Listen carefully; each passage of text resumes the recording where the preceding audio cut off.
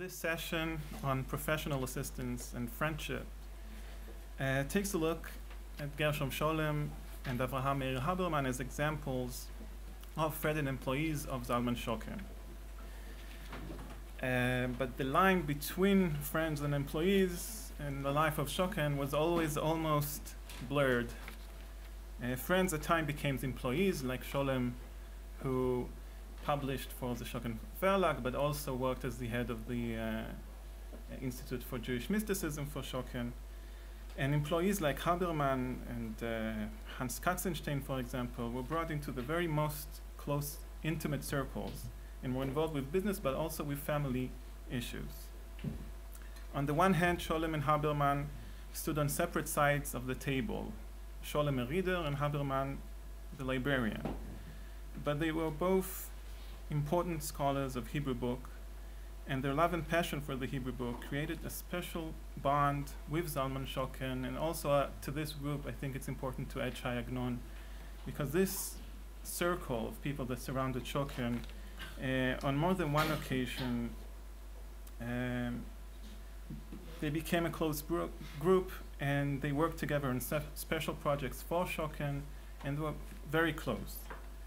There's a famous saying, a good book is the best of friends.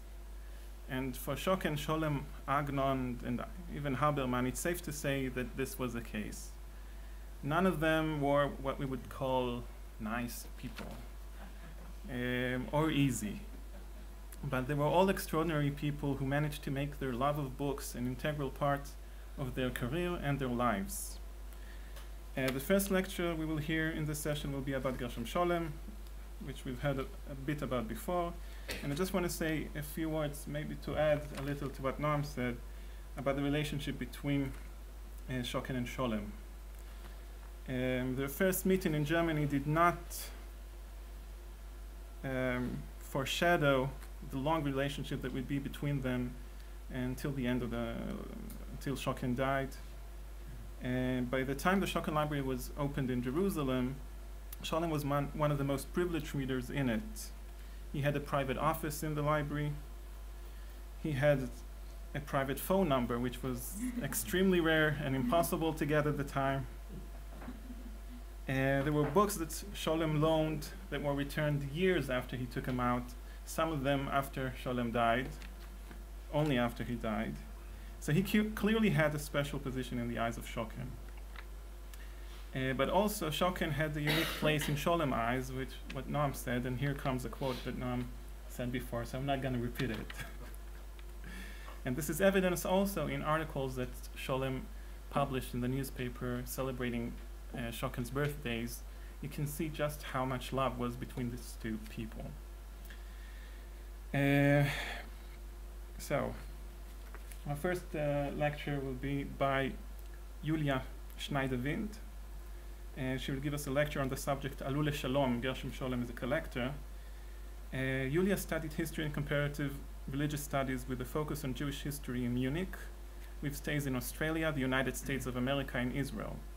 In her master thesis, she wrote about German Jewish immigration to Australia during the long 19th century. She works as a research assistant at the Department of Jewish History and Culture at the Ludwig Maximilians University in Munich, and is working on a PhD on private libraries as a mirror of modern German Jewish self-understanding, which is supervised by Professor Michael Brenner. Julia, please.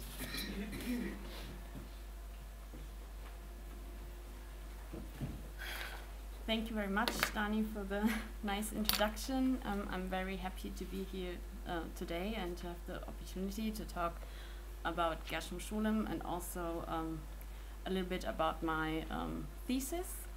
As Dani has already mentioned, I'm currently working on my PhD thesis. Oh, thank you very much. Okay, thank you.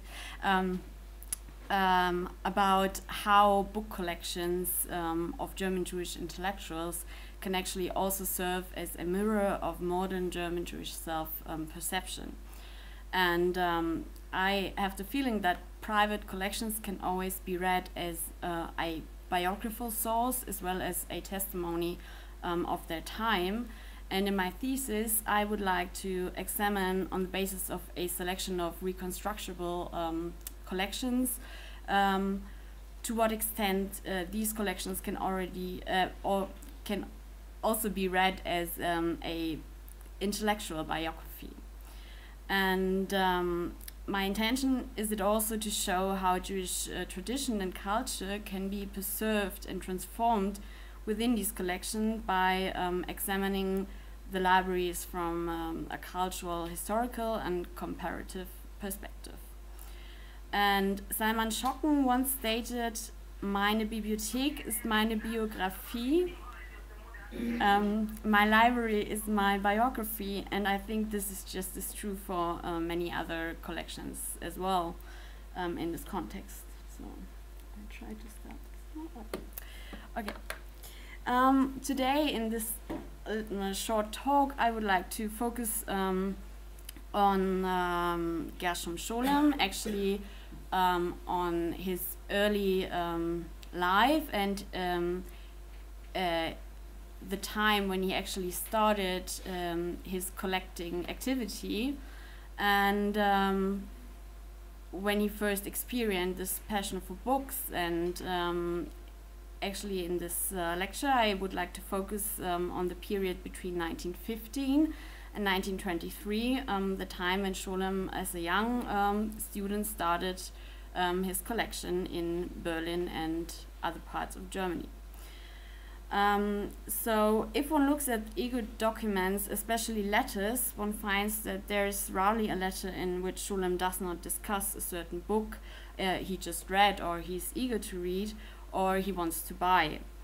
Compared with his later autobiography, From Berlin to Jerusalem, in which he memorizes certain books and integrates them into his biography, these books actually symbolize a certain period and notion in his life. And here I would like to apply Pierre Norat's concept of lieu de mémoire, and I argue that certain books of Scholem's collection actually function as a symbol of memory within Scholem's biography. But they can also be, of course, an example for the emphasis of Scholem's early collecting activity. And in my presentation, I would like to illustrate the early focal points of Scholem's early collection. And by giving you a few examples, I would like to show what of those early collection areas, besides Kabbalah, were preserved in the later collection that is actually still available today in Jerusalem. So, already as a child, Gerhard Scholem was interested in the parental library in his Berlin home. And in the back of the multi-row shelves, he found Hebrew books that had been inherited from the grandfather of his father. And neither Gerhard's mother Betty nor his father Arthur were actually able to read Hebrew, and for Gerhard these hidden treasures were actually, or probably, a first incentive to learn the Hebrew language. Soon he also discovered the antiquarian bookshops in the streets of Berlin, and he remembers in his autobiography, From Berlin to Jerusalem, not far from the synagogue were the two most famous Hebrew and Judaist antiquarians in Berlin. There I made my first experiences with the Jewish book, an area where I became an expert over the years. According to the situation in my wallet, I began to buy books and brochures about Judaism and its teachings, as well as about Jews and their history, and later Hebrew texts were also added. Sometimes I also came into possession of a sum that was significant enough to honor the bookstore of Louis Lam. So Louis Lam, we already heard about, Caroline mentioned him before, had his antiquarian bookshop not far from the old synagogue in the Herdereutegasse in Berlin, and was one of the well-known antiquarian bookshops in Berlin specializing in Judaica. And his nephew Hans Lam later became the president of the Jewish community in Munich. I just found one ad in a German newspaper that shows the antiquarian bookshop of Louis Lam. At the age of 14, Scholem, for example, won money in a card game with his great uncle, and from this money he bought a 5-volume Pentateuch edition from 1824. This Pentateuch edition is still in the collection today, and Scholem listed it on the shipping list he created in 1923, just before he immigrated to Palestine. And this is actually, I don't know how good you can see it, it's pretty bright, but this is the list that actually still exists today in the Scholem archive. And here the last entry actually illustrates the Pentateuch edition he later remembers in his memoirs.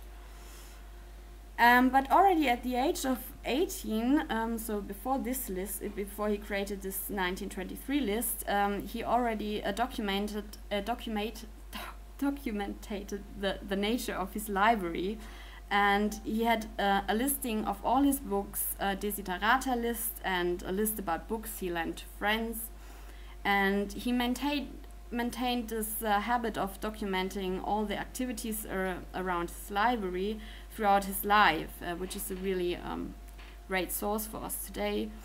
And as for example, a famous list is the desiderata list he created in 1937 on Kabbalah books, which he gave the ambitious name Alu-le-Shalom, so that's also the title of my talk today, which should have actually the consequence that the listed titles on this desiderata list should rise immensely in price, because Scholem was this really famous collector, and he had the list of books he really wanted, so everyone else really wanted those books. And this is actually the list I'm talking about. But even earlier in his life, in 1915, Scholem divided his collection in different categories. So he had the category Judaism and Jewish literature, which made actually the greatest part of his collection, with 275 entries, and just followed by works and mainly German literature and poetry, with 221 entries, and also about 500 titles in Kabbalah. These first classifications were actually later also adapted in his classification system Shitat Scholem, which was later also adopted by the National Library.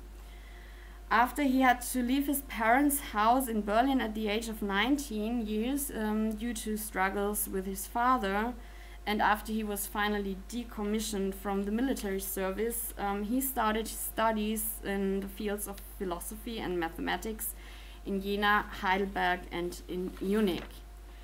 And it was especially the city of Munich that must have had a strong influence on the young man, as he just moved there in September 1919, and the aftermath of the revolution and the Räterepublik were still noticeable. And it was this mixture of Bavarian beer hall culture, the bohemian and artsy scene of Schwabing, and the neo-romantic spiritual current of the George-Kreis. But Munich also had a lively collector scene, and the collections like those of Karl Wolfskehl and Leon Feuchtwanger grew also there due to the high density of renowned antique bookshops and the great offer of actually really rare books. And also Scholem collected there, of course, but he also was very inspired and fascinated by the outstanding collection of the Hebraica and Judaica collection of the Bavarian State Library, which he obviously consulted due to his studies in this field.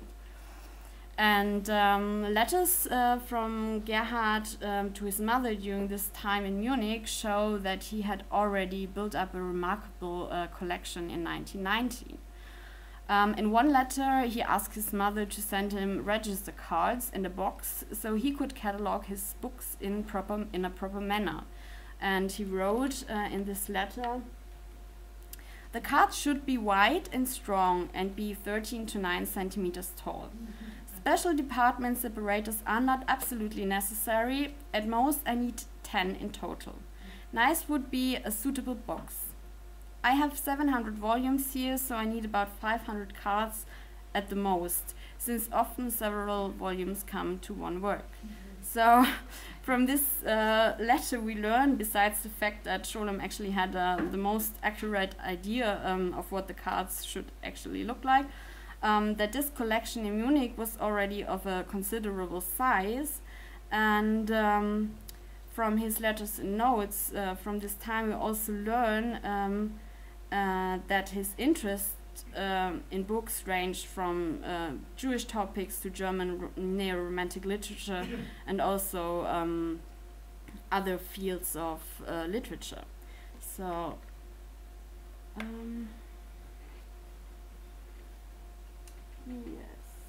yes, that was too early, but anyway. About the poetry of Stefan George, in which Scholem got interested in already at the age of 14, he later notes in his diary, Stefan George's Stern des Bundes was very hard to read but beautiful. And in his memoirs, From Berlin to Jerusalem, he later reflects, at the time I found the first public issue of the volume Das Jahr der Seele, The Year of the Soul, on a walk in Mohrenstrasse in the shop window of the well-known antique bookshop Xelius, which attracted me. I do not know why, maybe because of the title page, so I bought it immediately and it gave me the first access to George's poems. I then bought several of these volumes, including in early 1914 Stern des Bundes, which, when I read it again 8 years later, aroused me in that extent that I threw the book out of my library and gave it to my cousin Heinz Pflaum, who had some inclinations to the George school. But much of the Das Jahr der Seele, the Year of the Soul, and the Teppich des Lebens, the Carpet of Life, and the Siebente Ring, the Seventh Ring, got stuck with me.